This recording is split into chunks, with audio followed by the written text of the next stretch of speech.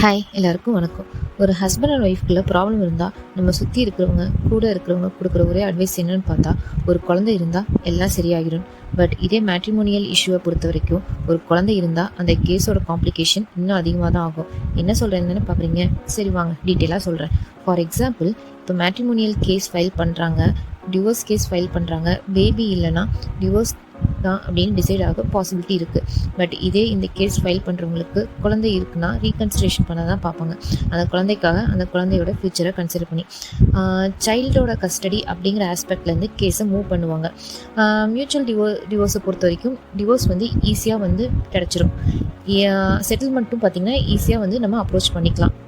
இதே நீங்கள் உங்களுக்கு ஒரு குழந்தை இருக்குது, அதாவது டிவோர்ஸ் கேஸ் அப்ளை பண்ணுறவங்களுக்கு ஒரு குழந்தை இருக்குது அப்படிங்கிற பட்சத்தில் அந்த குழந்தைக்கு கஸ்டடி யார்கிட்ட இருக்கணும், யார்கிட்ட விசிட்டேஷன் இருக்கணும், கோ பேரண்டிங் பாசிபிலிட்டி, இந்த மாதிரியான காம்ப்ளிகேஷன் இந்த கேஸை பொறுத்த வரைக்கும் இருக்கும்.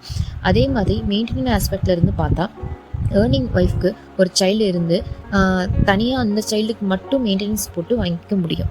ஸோ இந்த மாதிரியான இன்ஃபர்மேஷன் உங்களுக்கு இன்னும் தெரியணும் அப்படின்னா எங்கள் சேனலை சப்ஸ்கிரைப் பண்ணிக்கோங்க. உங்கள் ஃப்ரெண்ட்ஸுக்கு அண்ட் ஃபேமிலிக்கு இந்த வீடியோவை ஷேர் பண்ணுங்கள்.